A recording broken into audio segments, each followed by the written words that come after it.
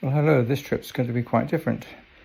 I'm going to be cycling in on my new Vektron P5i folding bike, which I obtained a little earlier this year.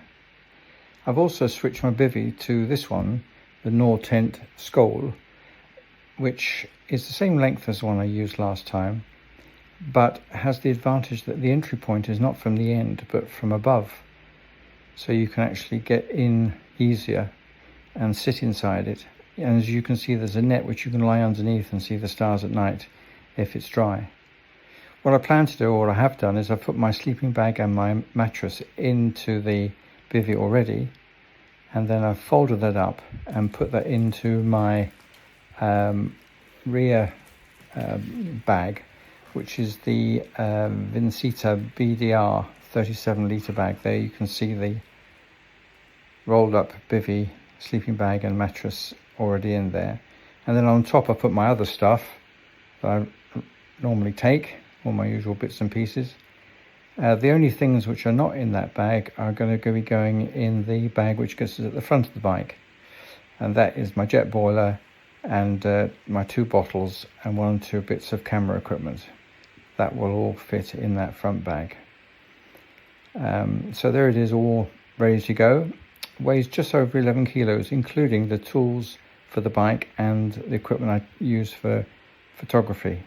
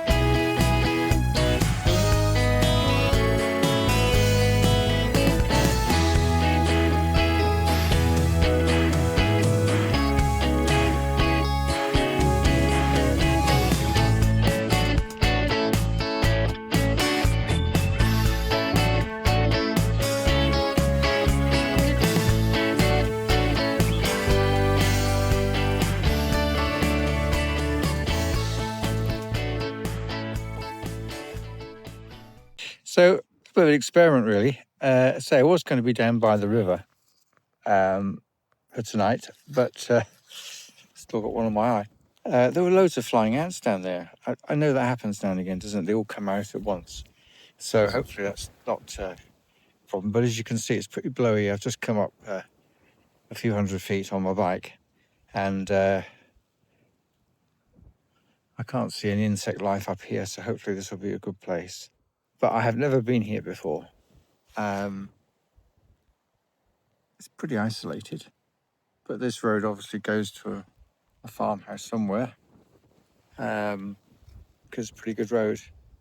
But I hope I can stay here for the night, and this will be my first night away with my new Nortent Skål bivvy, which, if I can set it up before it gets dark, I'll show you tonight. If not, first thing in the morning.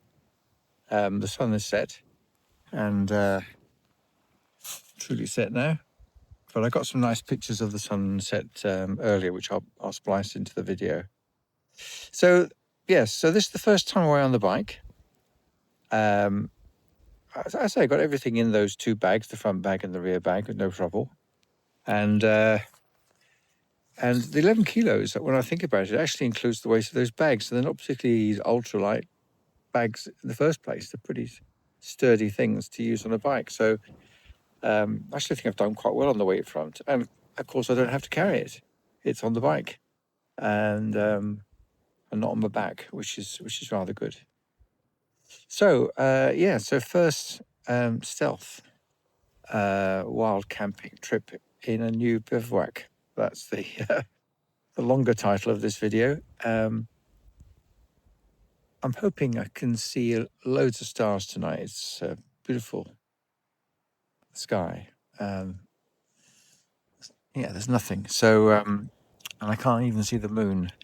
Although, really, at this time of year, the sun never completely sets, does it? There's always a little bit of light on the horizon, which I hope doesn't spoil things. But if I can take a video or some photos of the scene from tonight.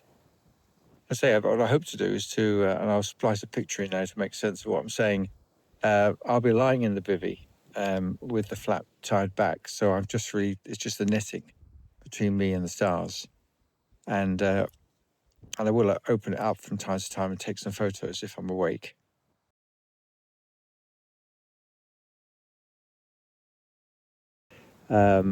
I found a reasonably flat spot just in front of me here, where I'm reasonably concealed behind these sort of reedy things that you can see beside me. There we go.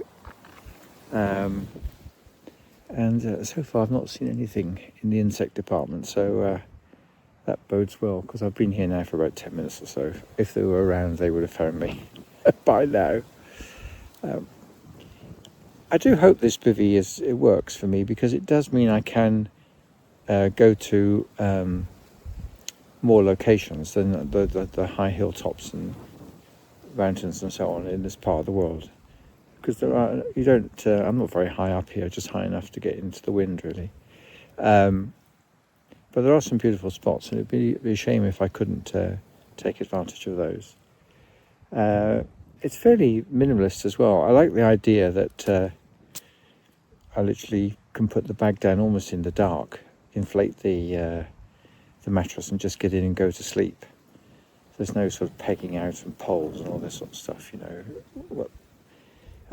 like a regular tent, where you need sort of plenty of daylight to see what you're doing.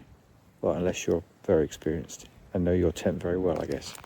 So the plan is to use this at various locations around the Trough of Bowland in the coming weeks and over the summer, and keep my tent, I think, as I said in an earlier video, for the winter, when you're in the tent for a long time and you need to pass the time and do things which require you to be able to sit up and move around and stretch and get changed and that sort of thing. Whereas a one-nighter in a bivouac is quite acceptable. I shall go home tomorrow and have a shower and get washed and dressed. So for a one-nighter, I think a bivouac suits me. I haven't planned any multi-day trips. I feel a bit guilty about coming away anyway, leaving my poor wife on her own. But I did them when I did Land's End John O'Groats, so I might seek permission, see if I can at least try a 2-nighter or a 3-nighter with all my kit on the bike. That would be quite exciting. Perhaps make it up to the lake, or the southern lakes anyway, from here on my bike. That's quite doable. So I'm going to do what I normally do now, which is to get the drip boiler out and boil myself some hot water and make myself a cup of coffee. And if it's light enough, when I put the bivvy up later on, I'll show you that process. Okay, see you soon.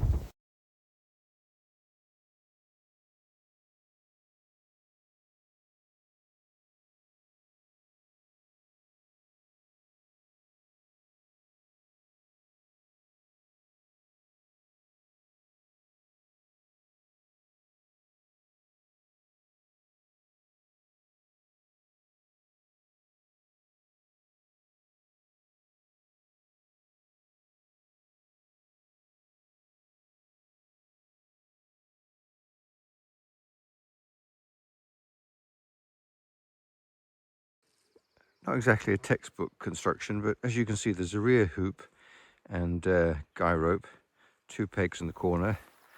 Then there's the flat which I had open last night, and the netting under which I slept. You can see my bag and deflated mattress inside. And then at the back, the head, there's another guy rope and 2 pegs. And then in that bag you can see my cycle bags in the smaller of the two, and in the rear one is my Vektron P5i folded up and under cover there, away from the morning dew. And then we pan up, there's the road, and that's looking east now towards the rising sun.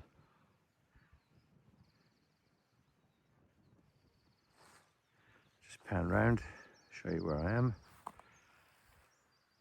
Beautiful spot. Not down by the river as I'd hoped because of those flying ants. but a little bit of elevation brought stronger winds. They disappeared, and though I can see one or two mozzies this morning, it is literally just one or two. The wind has now dropped, and I'm going to get packed away and watch the sunrise. So in summary then, a success. I was able to use my bike to come away for an overnight wild camp, and was able to easily carry all the things I needed, and also had a very comfortable, but again the best night ever, sleep in the Nortent Skål bivy. So I'll definitely be using that in future. Very successful, and I was able to see the stars really clearly through the netting, and I have taken one or two photographs which I'll share with you in the final cut. Meanwhile, as you can see, the sun is just about to come up over the horizon, and it's time for me to cycle away from this lovely valley in Dunsop Bridge and the River Dunsop. And hopefully I'll see you on the next one. Thanks for watching.